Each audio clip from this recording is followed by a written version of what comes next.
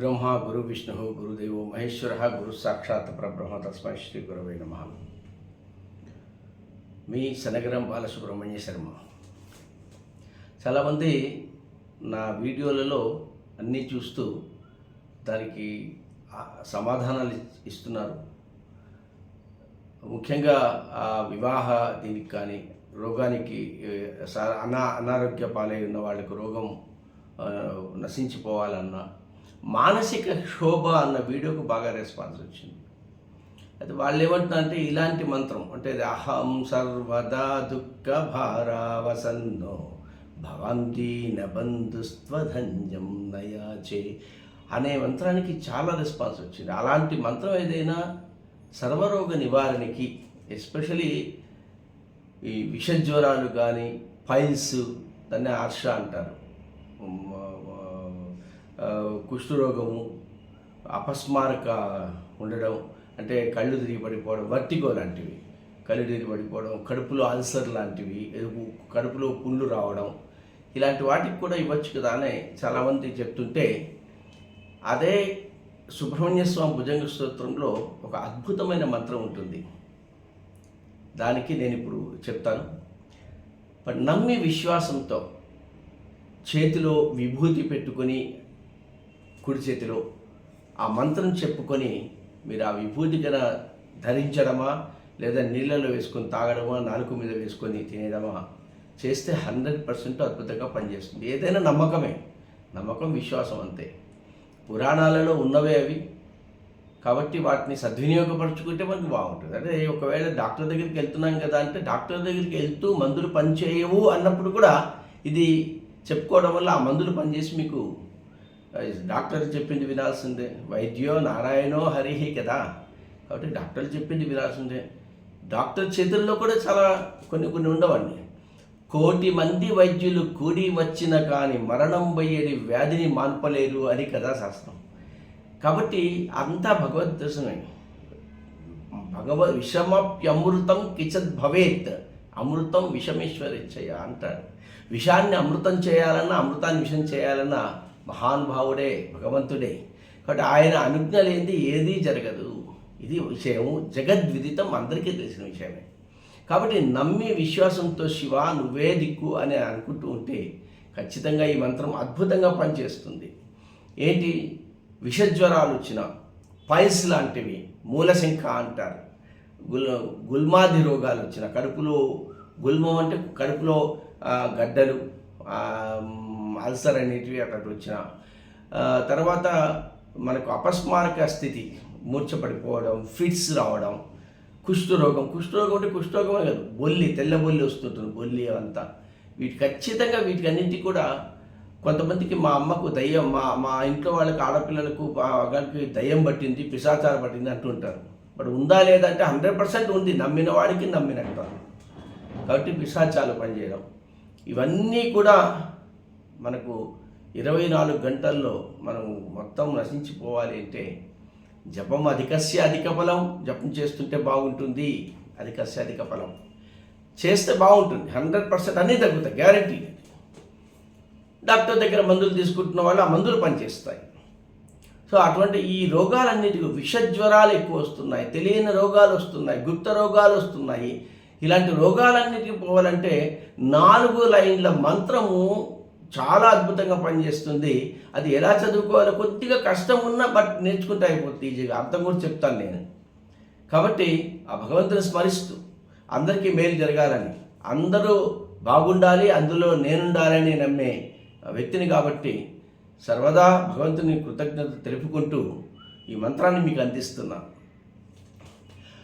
ఈ మంత్రము స్క్రిప్ట్ కూడా, లిరిక్స్ కూడా మీకు ఇవ్వడం జరుగుతుంది. దాన్ని చూస్తూ ఇది చెప్పుకుంటే సరే నేర్చుకోవచ్చు మీరు. అపస్మారకుష్ట క్షయార్స ప్రమేహ జ్వరోన్మాదగుల్మాదిరోగావహాంతః పిశాచాశ్చ సర్వే భవత్పత్రభూతిం విలోక్య క్షణాత్తారకారే ద్రవంతే.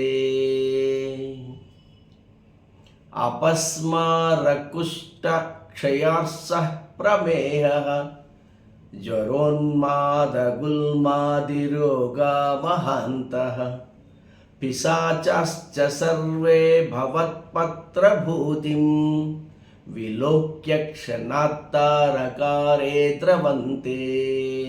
నేర్చుకోవడానికి అనుకూలంగా చిన్నగా స్లోగా చెప్తాను వినండి.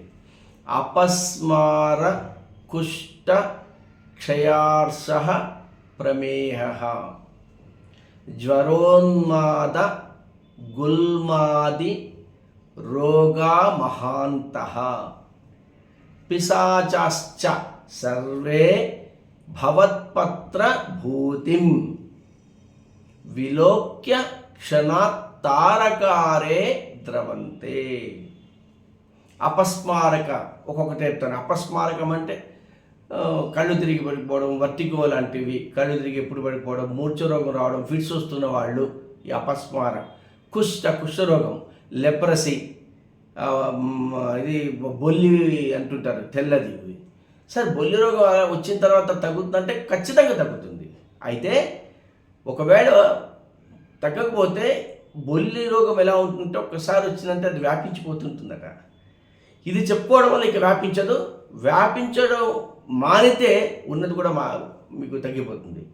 సో అపస్మార కుష్ట క్షయ అర్హ, క్షయరోగం, టీబీ దగ్గర రావడం అట్లాంటివి. క్షయ అర్షరోగం అంటే పైల్స్, మూలశంఖ అంటారు. ఇవన్నీ కూడా తగ్గిపోతాయట. ప్రమేహ అంటే మధుమేహము, అంటే డయాబెటిక్ ఏమన్నా ఇది ఉంటే ఖచ్చితంగా తగ్గుతుందట. అపస్మారకుష్టక్షయర్షః ప్రమేహః జ్వరోన్మాదగుల్మాదిరోగా మహాంతః. జ్వరం అంటే విషజ్వరాలు వస్తుంటాయి. డెంగ్యూ ఫీవర్ అనే, మలేరియా అనే, ఇవన్నీ ఎప్పుడు ఫ్రీక్వెంట్గా వస్తుంటే అవి తగ్గిపోతాయి. ఉన్మాదం అంటే మానసిక ప్రవర్తన సరిగా లేకపోవడం, మానసిక చింత సరిగా లేకపోవడం, ఓ పిచ్చోళ్ళ లెక్క ప్రవర్తించడం. సో ఉన్మాదం. జ్వరోన్మాద గుల్మాది రోగా మహంతః. ఆది రోగా మహంతః. గుల్మ అంటే కడుపులోని గడ్డలు, అల్సరు లాంటివి, అట్లా ఆదిగా అవన్నీ కలిపి మహాంతః రోగాలు కూడా. పిశాచాశ్చ సర్వే, పిశాచాశ్చ దయ్యం పట్టింది అంటుంటారు, భూతం పట్టింటున్నారు, చేతబడి చేశారంటున్నారు. ఇవన్నీ చాలామంది ఉంటూ ఉంటాయి. ఇవన్నీ పిశాచాశ్చ సర్వే, సర్వము, పిశాచాశ్చ సర్వే భవత్పత్రభూతిం. భవాత్ అంటే నీ యొక్క పత్రభూతిం, విభూతి. పత్రభూతి ఎందుకన్నారంటే కొన్ని సుబ్రహ్మణ్య స్వామి దేవస్థానాల్లో ఆకులో ఒక ఔషధం కలిగిన ఆకులో విభూతి పెట్టిస్తారు. అందుకని భూతిం అంటారు. ఆ విభూతి విలోక్య అంటే చూడమని, విలోక్య క్షణాత్తారకారే ద్రవంతే.